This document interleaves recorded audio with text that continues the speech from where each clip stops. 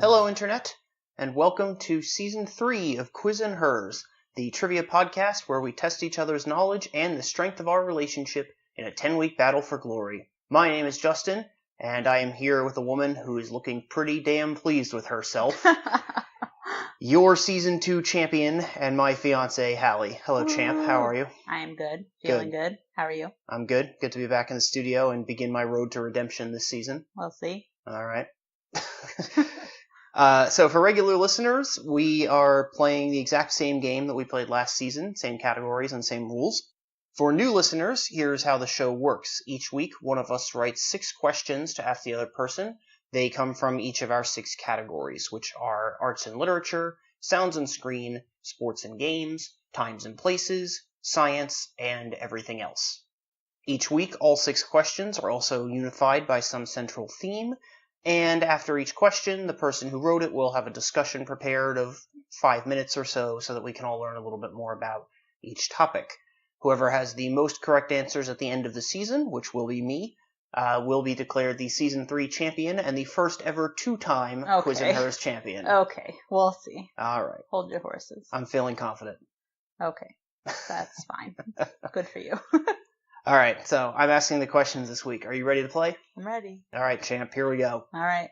Gotta keep up my lead. Yeah, so as you know, when we start a new season, I like to do something big, something a little bit different. Last season, the first episode, I wrote that ridiculous poem in the Edgar Allan Poe episode. Yeah. This time, God. I'm doing something that has never been done in the history of Quiz and Hers. This is our first ever sequel episode. Okay. So you just wanted to write more questions about the same topic? Yes. Okay. So, this is a sequel to my favorite game that I wrote from Season 1.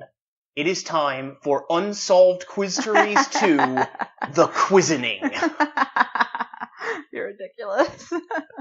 Ready? The Quizzening. The Quizzening. Yes, it's a Highlander 2 reference. Yeah. Okay. All right, here we go. Okay. Question 1. Everything else. The creator of Bitcoin, whose true identity remains a mystery, is known only by what Japanese pseudonym? I don't know. You have a guess? Nope. Okay. It is Satoshi Nakamoto. Sure. Okay. I never would have gotten that. Okay. Yeah, that was a hard one. Yep.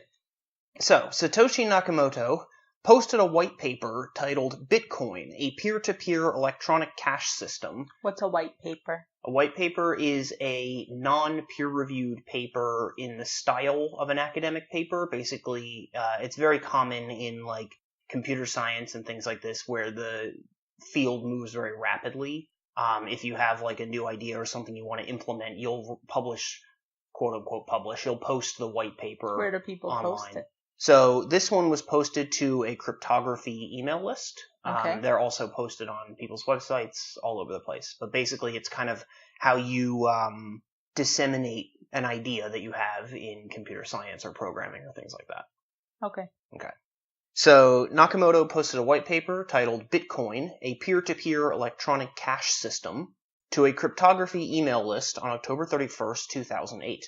He, she, or they claimed to be a Japanese man born in 1975. However, this claim is not generally accepted because Nakamoto wrote in perfect English, did not document his code in Japanese, and tended not to post to the forums he was active in between 2 o'clock and 8 o'clock Japanese time, which would suggest a very odd sleep schedule if he was living in Japan. Maybe his parents were from Japan. Could be. We don't actually know who this person or persons is, but we can't find a record of any Satoshi Nakamoto born in Japan on the day that this person claims to have been born. So it's pretty well accepted that it's a pseudonym. But maybe he was born in the U.S. Yeah, there's no record of that either. Oh, okay. Yeah. thought I got it. No. I like to it's solve. Not that simple. I like to solve the unsolved quiz-teries. It is not that simple.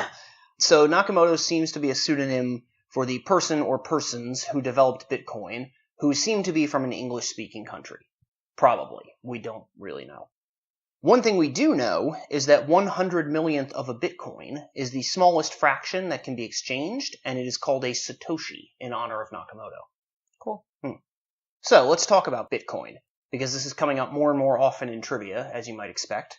So as I mentioned, Nakamoto introduced the idea in October 2008, and he or she or they released the first version of the open source Bitcoin software on SourceForge in January 2009. Nakamoto mined about 1 million Bitcoins, I'll get to what that means in a moment, before just vanishing. He, she, or they then handed over control of the code to Gavin Anderson, a software developer who was an early adopter of Bitcoin, who went on to decentralize control of the platform. Okay, so what the hell is Bitcoin? I don't know. Well, here's what it is. It is the most prominent and successful example of a cryptocurrency, and all other cryptocurrencies out there, known collectively as altcoins, are basically derivatives and modifications of the Bitcoin technology. Wasn't there like a Venezuelan government cryptocurrency? The Petro, yes. Yeah. They introduced the Petro. It's the only other one I ever heard of. Yeah, I read about that a little bit, and basically nobody is really sure how it works or if it's even real. Okay. It's supposedly backed by oil reserves, but it's not really clear what that means in the context of a cryptocurrency, so it's a weird thing. Nobody really understands the idea behind it. So I don't understand any of this. Well, I'm going to try to explain Bitcoin at least at the basic level. Okay. So basically how it works is this. Transactions are tracked in a public ledger called a blockchain, making it possible to trace the entire history of every fraction of a Bitcoin that is exchanged. So did he create a bunch of Bitcoins? I'll get to where they come from. Okay, thanks. I'm so confused. All right. So the transaction history is tracked in this blockchain, which is this publicly viewable ledger. However, transactions are pseudonymous, and people exchanging Bitcoins are identified only by a cryptographic key. So the ledger doesn't show who owns a key or what any transaction was for. It just shows that this entity sent this many Bitcoins to that one. So you're just sending it to someone else? Yeah. Okay. The blockchain is maintained on a peer-to-peer network and updated approximately every 10 minutes. New Bitcoins are generated by mining, which is essentially applying processing power to increasingly computationally intensive cryptographic computations. Whatever miner completes the next computation first adds the next block to the blockchain and is rewarded with new Bitcoins that enter circulation. Originally, anyone could mine Bitcoins with some off-the-shelf hardware, but now mining is so computationally difficult that mining companies use enormous dedicated facilities with highly specialized hardware. Mining requires so much electricity and so much computational power that many of these firms are located in places like Iceland, where geothermal energy is cheap, and you can use the frigid Arctic air to cool your machines. Is it worth the cost that you put into all this to get Bitcoins? Well, if you then sell the Bitcoins when the price is high, sure, or you can use them to purchase goods and services. I'm not going to talk about this, but one of the main adoptions of Bitcoin for a long time was for illegal trade over the internet on websites like Silk Road and that kind of thing, where people would buy drugs and people and guns and using Bitcoins because they're basically untraceable, right? They're pseudonymous, so all you can see is the public cryptographic key that a person has, but you don't know who they are. This is complicated. Yes, it is. And it's so weird because there's such a small group using it. Most people don't even know what it is. Yeah, it's a small percentage of people, but obviously, it is growing and it's getting more popular, mostly as an investment. I'll talk about that a little bit in a second. I know someone that invested in it. Yeah, I know you do. People who own Bitcoins have what is called a Bitcoin wallet, which basically consists of a public key that is used to send them coins. So if someone wants to pay you for something in Bitcoins, you say, here is my public key, and then they send you the Bitcoins to that key. And the wallet also includes a private key that is used to spend Bitcoins, right? So I can give out my public key to anyone that is going to pay me something, but I guard my private key because that's what I use to access my own Bitcoins and send them to other people. Right. The term wallet is a bit of a misnomer, though, as the Bitcoins aren't really stored there. They don't exist outside of the blockchain. So the coins are the ledger, which tracks who owns which ones. This is so weird. Although Bitcoin was intended as a currency, it is not feasible for retail purchases since the blockchain only updates every 10 minutes or so. It's mostly treated as an investment and is bought and sold on cryptocurrency exchanges, similar to how traders buy and sell different fiat currencies, right? So a currency trader might think that the Japanese yen is going to gain strength against the dollar, right? Buy a bunch of Japanese yen with American dollars, and then if he's right and the yen gets stronger, he can sell those yen off at a profit, right? Because they've gained value relative to what he paid for them. Okay, yeah. Right? Bitcoins work the same way. A lot of people just treat them as an investment. Oh, and Nakamoto never spent those million or so Bitcoins I mentioned. At Bitcoin's peak in 2017, they would have been worth about 19 billion US dollars. At time of recording, they would be worth about 3.4 billion, though the value of Bitcoin has been so volatile since its introduction that number could be wildly wrong by the time this comes out. So you think it's just going down?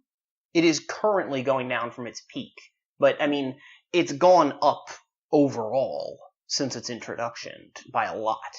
But it's on its way down? At time of recording, yes. As I said, this is an extremely volatile investment. Don't tell them we record far in advance. Well, I mean, everything is very current. Again, these things, Bitcoin is so volatile that it changes like, day by day, week by week, how much you can get for one, so. Okay. Yeah. Okay, so that's Bitcoin. Question 2. Arts and literature. We don't know what happened to Edward V and his younger brother after they were confined to the Tower of London in 1483. Shakespeare thinks they were killed, and, okay, he's probably right. Now is the winter of our quiz content. What monarch and title character probably had the 2 prepubescent royals murdered to take the throne for himself? I like that question. Sorry, I was too busy liking the question. Can you read it again from now is the what? Now is the winter of our quiz content. What monarch and title character probably had the 2 prepubescent royals murdered to take the throne for himself? Who's the monarch again? The one who was killed? Yeah. Edward V. So who killed Edward V? Probably. He was his brother? No. Oh, okay. No, we don't know what happened to Edward V and his younger brother. Oh, okay. After they were confined to the Tower of London in 1483. Got it. Shakespeare thinks they were killed. He is probably right. Got it. So who probably killed them? Probably Henry VIII. Is that your answer? Sure. It is not Henry VIII. Damn. It's Richard III. Oh, sure. So this question probably could have been times and places too, but since it's arts and lit, I'm mostly going to talk about the plot of Richard III, with particular attention to what is historically accurate and what was made up by the bard. Okay. Okay. Richard III takes place at the tail end of the Wars of the Roses, which is a whole historical mess that I'm sure we'll get to at some point. What you need to know for now is that they were fought between the Yorks and the Lancasters, who were rival cadet branches of the House of Plantagenet, each claiming legitimate succession to the English throne. The play kicks off in 1471 with a Yorkish victory restoring Richard's brother Edward IV to the throne, not Edward V from the question. Two different people. Okay. Richard opens the play with his famous "Now is the winter of our discontent" soliloquy, which is one of the most famous opening lines in the Shakespeare canon. I did hear of that, but I didn't know what it was from. It's from Richard III. Yeah. I should read more Shakespeare. You definitely should. Although hopefully after this you won't have to read Richard III, because I'm telling you basically everything that'll come up in trivia about it. Okay, sounds good. Richard is portrayed as a hideous hunchback who is, quote, determined to prove a villain to live up to his ill-formed appearance. In reality, he had scoliosis, and one of his shoulders was a bit higher than the other, but he wasn't exactly the stuff of nightmares. He's like the hunchback of the Tower of London. I don't know. Except in reality he wasn't at all. He just looked like a guy. Okay. By all accounts. Shakespeare took this bit of creative liberty, and most of the other ones I'll talk about, because he was writing during the reign of Elizabeth I, who was the granddaughter of Henry VII Tudor, who founded the House of Tudor after defeating Richard at the Battle of Bosworth Field. So Henry VIII was after this? Yes. Okay. So it was Richard III, Henry VII, Henry VIII. Then it was... there was a Shakespeare play called Henry VIII, yes, right? Yes, there was. So Shakespeare had a vested interest in portraying the defeated House of York, and Richard in particular, as knaves who were swept away by the righteous conquering forces of the Tudors. Anyway, back to the play. Okay. Richard marries Anne Neville, the widow of the Lancastrian Prince of Wales, despite having killed her husband and father. Not surprisingly, there's no evidence that he was actually involved in either of those deaths. He then has his older brother George of Clarence, who is ahead of him in the line of succession, killed. The news of George's death puts their eldest brother, the ailing King Edward IV, on his deathbed, and he soon dies as well. Is this true? Getting to it. Okay. Edward IV dies, leaving 2 young sons, also confusingly named Edward and Richard, to succeed him. They're the little ones in the tower. Yep, the princes in the tower, they're called. Titular Richard is named Lord Protector until Edward V is old enough to rule in his own right. In reality, George was executed by Edward IV for treason in 1478, while Edward himself didn't die until 1483. It is true that Richard was named Lord Protector, and in the play and in reality, the young princes were moved to the Tower of London and never seen again. Why? Well, the tower was not a prison at this point. It was just a secure castle where monarchs traditionally lived prior to being crowned. So It actually wasn't odd that they were sent there. I see. Back to the play. Richard begins spreading the rumor that the princes are illegitimate, and presents himself as a humble, devout man who does not desire the throne, but should rightfully inherit it. Richard has the princes killed, and poisons his wife Anne so that he can woo Elizabeth of York, Edward's next closest heir. Why does everyone have the same names? Yeah, well... Even Anne, she's just a random person, and there's so many Annes. Yeah, I know. The royals only ever use, like, half a dozen names, it seems like. Yeah, it's crazy. Like, even the not royals, it seems like. It seems like, you know, like Henry VIII had all those wives. They were like 2 Catherines, 2 Annes, like, Yep. so common. 3 Annes. Were there 3 Annes? No, 3 Catherines, right? Oh. Catherine of Aragon, Catherine Parr, and Catherine Howard. Yep, you're right. Yeah. 3 Catherines, 3 2 Catherines, Annes. 2 Annes, Anne Boleyn and Anne of Cleves, and Jane Seymour, yeah. Yeah. Anyway. Everyone had the same name. Yeah. Right, so Richard poisons his wife Anne so that he can woo Elizabeth of York, who is Edward's next closest heir. Basically, if he marries Elizabeth, that strengthens his claim to the throne, right? Mm-hmm. In reality, Anne probably died of tuberculosis, like basically everyone did back then. We've talked about that before. Yeah, that was the Edgar Allan Poe episode, wasn't it? Oh, yeah, Kafka too, right. Yeah, he died of tuberculosis. That's right, and so did... Consumption. So did Edgar Allan Poe's wife. We talked about that as well. Yep. Right. The exiled Henry Tudor, a kinsman of the Lancasters, incites a rebellion against the Machiavellian Richard at Bosworth Field. Richard is unhorsed and utters the famous line, a horse, my kingdom for a horse," before being killed by Henry in single combat. That didn't really happen. He did fall off his horse, but Henry's men just cut him to ribbons. There was no honorable duel between the righteous Henry and the vile Richard. Anyway, the play ends with Henry ascending the throne and marrying Elizabeth, uniting the survivors of the houses of York and Lancaster. And yes, that actually did happen. Cool. Oh, and in 2012, they found Richard's skeleton buried under a parking lot where a church once stood. That comes up a lot. No, it doesn't. Yes, it does. Well, what's the church's name? I don't know the church's name. How would this even come up? What comes up is what British monarch was found under a parking garage. Oh. Okay. That question happens a lot. Was it a parking lot or a parking garage? It was a parking lot, excuse me. Yeah. Okay. Just to be clear. It was a parking lot, yes. For when this comes up on Jeopardy or something. Yeah, which it does. Does it? Yes. Never heard that before. Okay. Okay. Question 3. Sports and games. 2 days before the finals of the 1995 Rugby World Cup, the New Zealand National Rugby Union team may have been deliberately poisoned to ensure a victory by South Africa. This unfortunate squad, and indeed all New Zealand national teams since 1905, have been known by what colorful nickname? I was going to say Invictus. We'll get to that, but that is not the name of the team. Damn it. I used to know this. Green Monsters. Is that your answer? No, it's stupid. Okay. Green Goblins. No, that's Spider-Man. That's a Spider-Man villain. I feel like it's green. What did you say it was? What kind of nickname? Colorful. Oh, that's all you gave me. I feel like it's green. It's probably not even green. Maybe it's black. Oh. Green and black. Is that your answer? Sure, I don't know. Yeah, you're getting closer. I know, I just couldn't think of it. It's the All Blacks. All Blacks. Yeah. There we go. There was no green. No. Why was I thinking of green? The South African team, their color is green. Oh, maybe, because I was thinking of Invictus, which I haven't even seen, but... Yeah. Must have just So that is about this Rugby World Cup. That's what I thought. Why couldn't that be the question? Because it's a sports question, not a movie question. Oh, fine. I'll talk about the movie at the end a little bit, but yeah. Okay. So we've talked about rugby union before. Yeah. But we haven't talked about any particular teams or moments in the sport. Fortunately, the only team that ever comes up in trivia is the New Zealand All Blacks. They are without question the most successful national team in the sport. Listen to these statistics. They have a 77% winning percentage in matches between national teams, which are called test matches for some reason.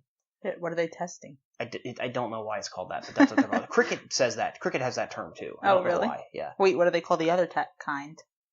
Club matches or local matches. Oh, okay. Yeah. The All Blacks have won the last 2 Rugby World Cups in 2011 and 2015, and ever since the introduction of the World Rugby Rankings in 2003, the All Blacks have held the number 1 spot longer than all other teams in the world combined.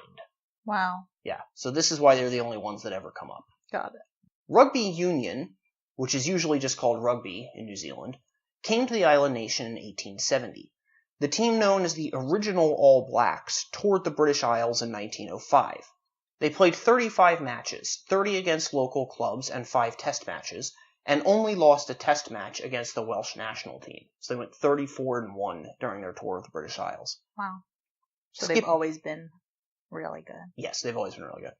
Skipping ahead, the 1924 team was called the Invincibles, because they went on a 32-0 tour of the UK, Ireland, France, and Canada, including 4 test matches. Wow. Yeah. I wonder what makes them so much better. They're just a really good team. And rugby is really popular in New Zealand, so they have a lot of really good players. Okay. Today, the All Blacks are known for numerous things, any of which might come up in a trivia setting.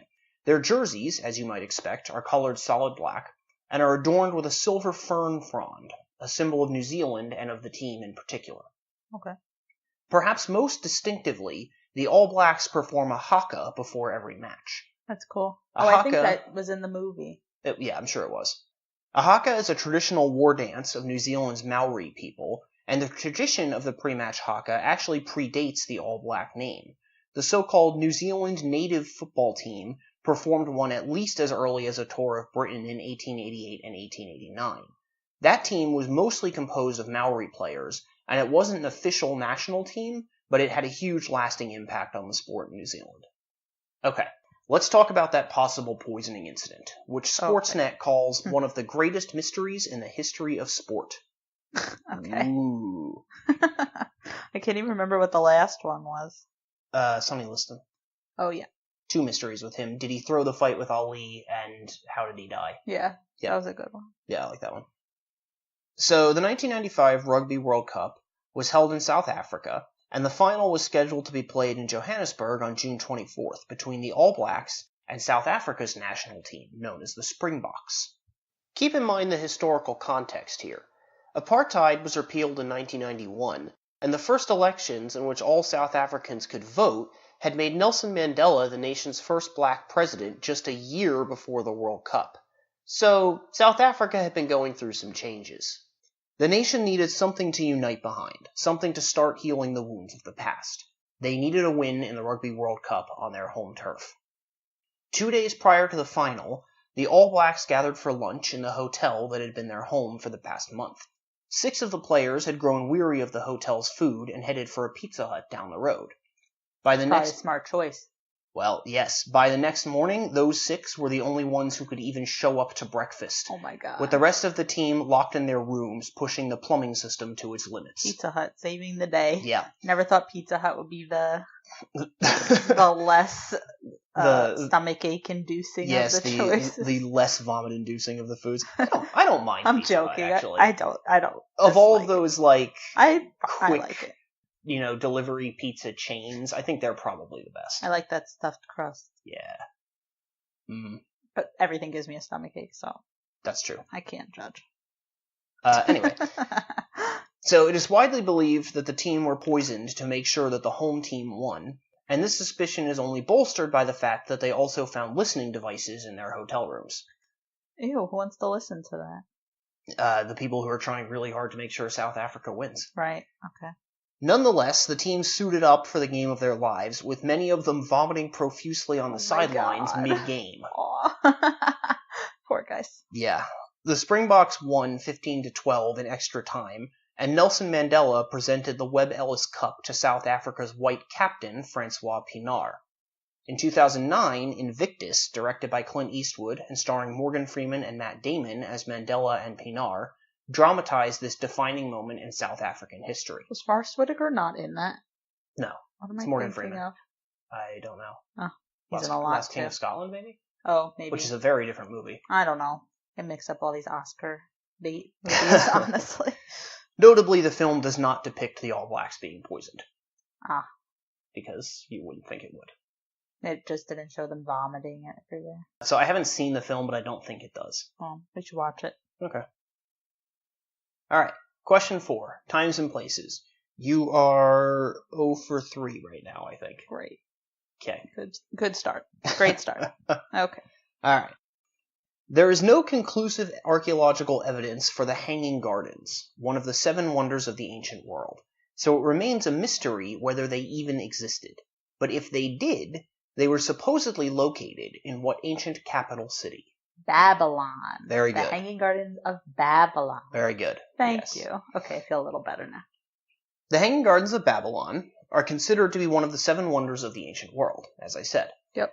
There were actually numerous conflicting lists of 7 wonders, and the canonical list that trivia geeks know didn't solidify until the Renaissance. I can never seem to remember where the wonders were, so I'm going to talk about that. Okay. I'll go roughly in the order that they were originally built, for simplicity, but I'm just going to kind of run through each of the 7 of them. Is this the only one that there's no, evidence or whatever? Yes. Okay. So the Great Pyramid is in Giza, on the west bank of the Nile, near several other pyramids and the Great Sphinx. It is believed to be the tomb of the pharaoh Khufu, known to the Greeks as Cheops, from Egypt's 4th dynasty. So Khufu and Cheops are the same person. Okay. Construction was completed around 2560 BC, making it by far the oldest of the wonders, as well as the only one mostly intact today. It's like you see those things that are like, Cleopatra lived closer in time to us than she did to the building. To the construction of the pyramids. That's true. Yeah, no, Yeah. It's crazy. By about 500 years. Yeah, it's crazy to think about. Yeah, it's wild. If they did exist, the Hanging Gardens were probably completed sometime around 600 BC. The story is that King Nebuchadnezzar II of Babylon, on the Euphrates in modern-day Iraq, had built them for his wife, Amytis. She came from Media, a kingdom in what is now northwestern Iran, and missed the greenery of her homeland, so the king commissioned the gardens for her. The statue of Zeus depicted the god sitting on his throne and was located in a temple in Olympia, an ancient Greek city located on the Peloponnese, which is also the site of the ancient Olympics, Olympia Olympics. Is that still there? What, the statue there? No, the only one that's still intact is the Great Pyramid. All the rest of them have been destroyed in one way or another. So you just can't see them? No. I see. So how did they know about them? Well, there's contemporary accounts, Oh. and for some of them at least, we do have ruins of where they were. Like the Lighthouse of Alexandria, for instance. We know exactly where it was, because we can still see the base of it. Got it. Constructed of ivory and gold over a wooden framework, the statue of Zeus was made by the renowned sculptor Phidias around 435 BC. By 391 AD, the Roman Empire, including Greece, had been Christianized, and Emperor Theodosius I closed all pagan temples. We don't know what happened to the statue after that, but it was probably lost sometime around 450 AD. That's sad. Yeah. The mausoleum was a large tomb constructed between 353 and 350 BC for Mausolos, a provincial governor in the Persian Empire. It was located at Halicarnassus on the western coast of Asia Minor, which we now call Turkey. Is Halicarnassus the city or the country? It is a city. In what is now Turkey? Yes. Okay. This was the last of the wonders to be destroyed, as it was leveled by a series of earthquakes from the 12th through the 15th centuries AD. The word mausoleum persists in English as a generic term for any above-ground tomb. Mm-hmm. The Temple of Artemis was located at Ephesus, also in modern-day Turkey, on the coast of the Aegean Sea. The earliest temple on this site was constructed in the 8th century BC, which is still about 1900 years after the Great Pyramid, which highlights just how impossibly ancient that thing is. That's so cool. Yeah, it's wild. Anyway, that first temple was destroyed by a flood in the 7th century BC. The second temple was built around 550 BC and was burned down in 356 BC by Herostratus, a man who sought fame at any cost. I guess it worked. We still know his name. Construction of the third temple, the Wonder, began in 323 BC. It survived until 268 AD, when it was destroyed by Goths. The Germanic tribe, that is, not the black-clad youth subculture. Right. The Colossus was a statue depicting the Greek sun god Helios. It was built in the city of Rhodes, on the island of Rhodes, in modern-day Greece, just off the coast of Turkey. Mm-hmm. It was designed by Cares of Lindos and built in 280 BC. It was destroyed by an earthquake just 54 years later in 226 BC, making it the shortest-lived of the wonders, right. Though it is immortalized in Emma Lazarus's poem The New Colossus, which is about the Statue of Liberty. Oh, that's why it's called that. Yes. Oh, cool. Yep. And lastly, the Great Lighthouse.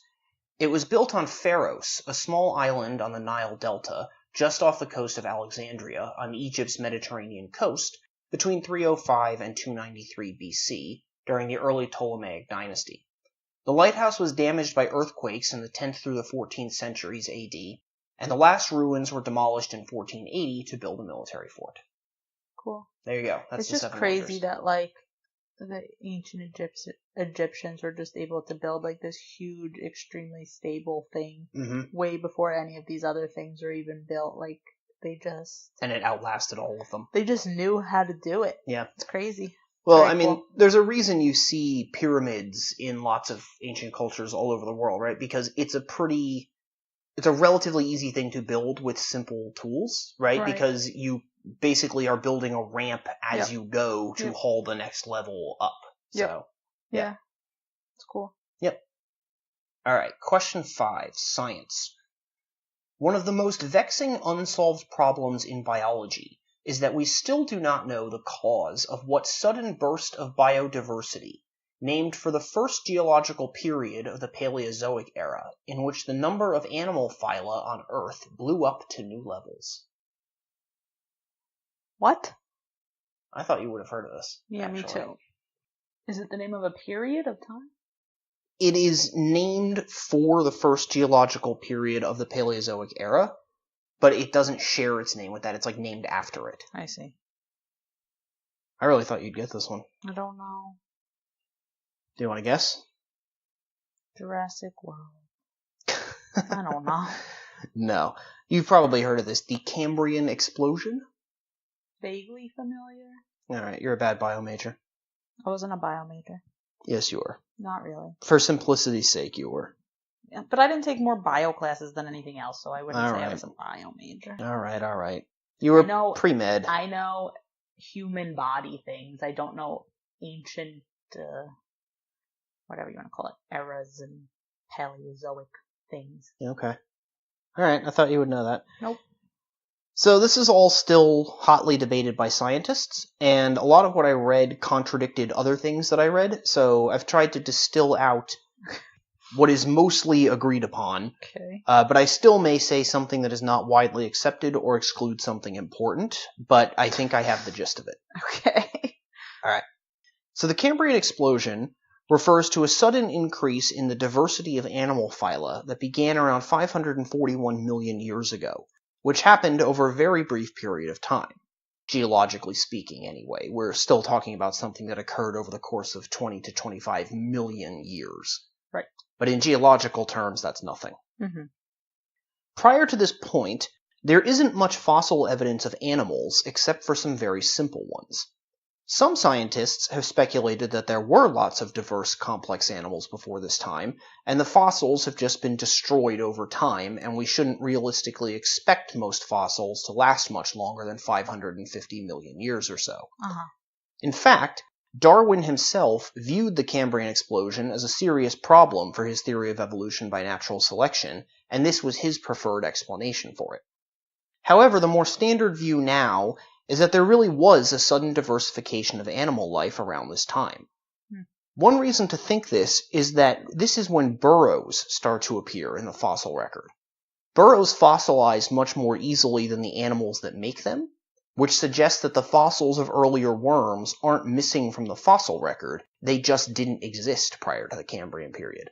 Because if they did, their burrows should have fossilized, even if they didn't. Oh, okay. Right? Does that make sense? Yep. There was some Precambrian animal life in the Ediacaran period. These Ediacara or Ediacarans, as they're called, were much larger than prior organisms, on the order of a few centimeters long, but they do not at all resemble the animals of today. They're so different that at least one paleontologist has argued that some of them shouldn't even be classified as animals at all, but constitute a distinct kingdom. Like something that doesn't exist now? Yes. Interesting. Regardless of how we classify the Ediacarans, though, there does seem to have been a sudden burst of animal biodiversity during the Cambrian period. These new phyla were much closer to the animals of today, with most of them being triploblastic, that is, they developed from a 3-layered embryo, with the endoderm developing into the gut, the mesoderm into muscles, and the ectoderm into skin. Mm-hmm. Most of them. These are the things that I know. Right. You're wondering. Yeah. Most of them are also bilaterian, that is, they show bilateral symmetry at some point in their development, and coelomate, meaning that they have a body cavity or coelom between the gut and muscles. Coelom. Is that how you say that? Yeah, like coelenterids? No. C-O-E? Coelomate. Probably. Coelomate? Probably. Oh. I mean, that is how, like, the other words with that root are generally pronounced. Okay. I don't know. Alright, then they're coelomate. I didn't know that's how you said that. I'm pretty sure. I've only ever seen it written, because I didn't really take any bio in college, so... Fair. So they are coelomate, meaning that they have a body cavity, or coelom, between the gut and the muscles that contains their internal organs. Phyla with all of these characteristics include familiar ones like annelids, arthropods, mollusks, and chordates. One notable exception is the priapulids, which are a type of worm that first appeared during the Cambrian explosion, but are not coelomates. They are also known as penis worms. Yeah. Yes, I included all of that very detailed scientific information just so that I can inform you and our listeners that there are animals called penis worms. But they no longer exist. No, they do. Oh. Isn't science fun? Sure. You can Google penis worms and you will find... I'm going to stick to human biology, thank you.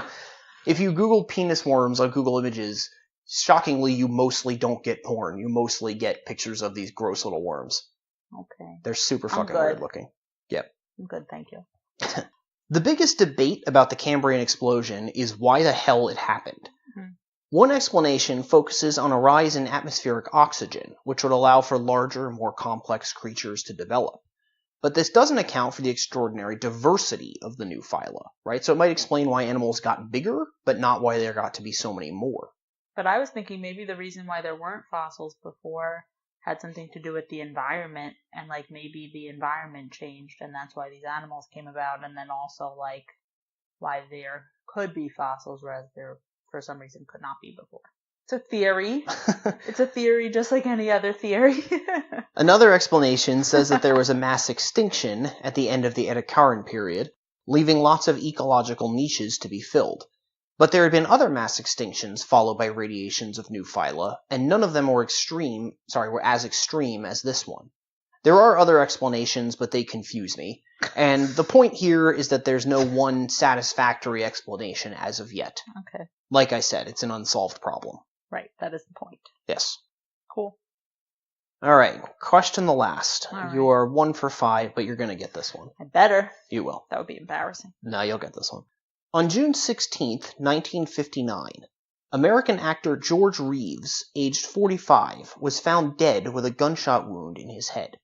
His death was ruled a suicide, despite the fact that his fingerprints were not found on the gun and no gunshot residue was found on his hands. What character, who is ironically impervious to bullets, was Reeves best known for playing on TV? Superman. Yes, it is Superman. Was he that one? Where they said that? I don't know what you're talking about. That's a thing. Okay. I don't know, from some old Probably then. Superman thing. Probably. It's weird because there's George Reeves and then there's Chris Reeve and they both play Superman. It's very confusing. I'm getting to that. Okay. Yeah, Reeves was actually the second actor to play Superman. So for this discussion, I'm going to give a rundown of the men who have played him in live action, paying particular attention to the supposed Superman curse, a mythical black cloud that has supposedly brought misfortune to many individuals associated with the character. Okay. It's like the Joker and Superman. Yes, it is. Yeah. The Last Son of Krypton was first portrayed by Kirk Alyn in 2 low-budget black-and-white movie serials in the 1940s, titled Superman and Atom Man vs. Superman. After this, Allen was too indelibly associated with the role to find any other real work. Wow. Later in life, he was diagnosed with Alzheimer's disease, perhaps making him the first victim of the curse, though he did live to be 88. Not bad. Nope. George Reeves took over the role in the independently produced 1951 film Superman and the Mole Men, which was the first feature-length film ever based on a DC Comics character. Cool. The movie was later recut and aired as the only two-part episode of Adventures of Superman, the TV series that Reeves is most known for. Reeves's mysterious death makes him the first widely accepted victim of the curse. He was found dead in his bedroom by party guests who had been downstairs. It was During the party? Yes. Jeez.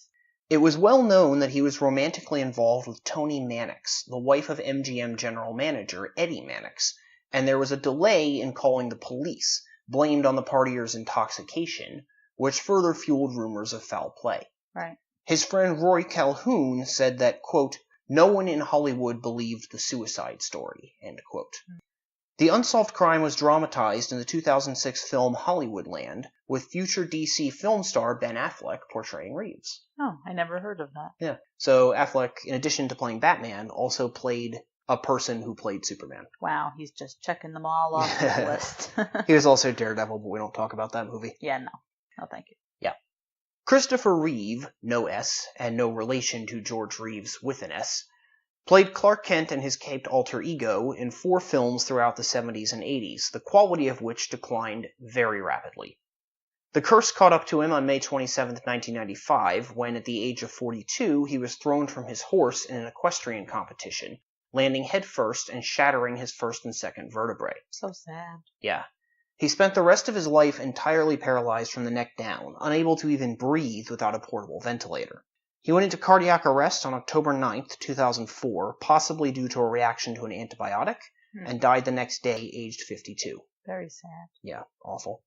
Dean Cain played Kal-El on the mid-90s TV series Lois and Clark, The New Adventures of Superman, which featured perhaps the absolute worst Superman costume ever put to film.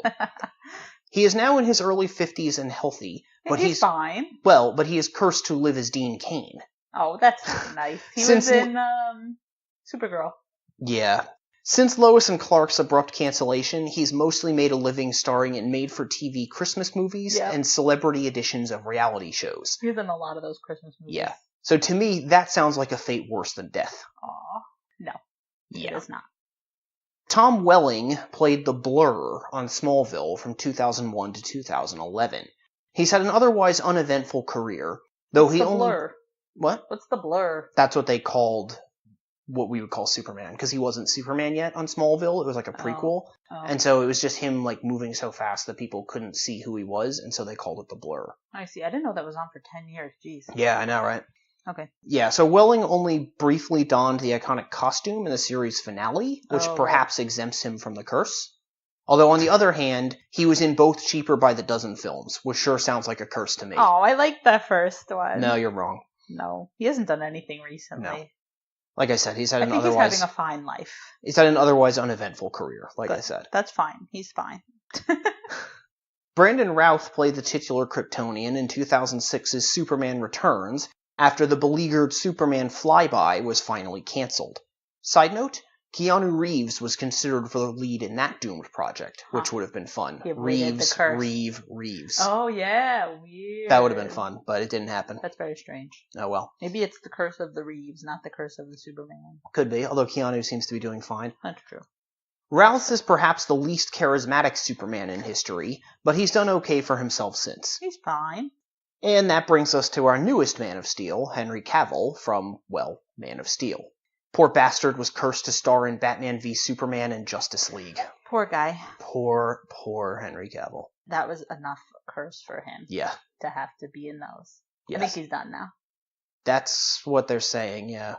Then again, these rumors change all the time, so by the time this comes out, it might be a different rumor. He's going to be in that Witcher thing, right? The Witcher TV series on HBO, I think? One of those. Showtime? One of them. I like him. I hope he's not cursed. I really think his being in Batman v Superman and Justice League were punishments enough. Yeah, agreed, because those are not good films. No, yep. So bad. No, I totally agree with that. Yeah. Man of Steel's okay. Yeah, it's fine. I didn't hate it. Yeah. It was fine. I thought there was some hope there. Yeah. Oh well. Yeah. All right, so that will do it. You are up 2-0 right now. Not a great start. Not your best, No. but it's a long season ahead of us. Yep, there's time. In the meantime, listeners, if you'd like to get in contact with the show, you can email us at quizandhers@gmail.com or follow us on social media. We are at Quizandhers on Facebook, Twitter, and Instagram. Also, during the season break, we made a YouTube channel now, so all of our back episodes are now uploaded on YouTube if you prefer to get your podcast that way. Otherwise, we are on every podcast platform that we are aware of, so be sure to like and subscribe and review on whatever platform you prefer. And I guess that's everything, right? Think so. Okay. In that case, we'll be back next week with my first crack at building up a lead this season. Yep. And until then, we will say goodbye. Bye.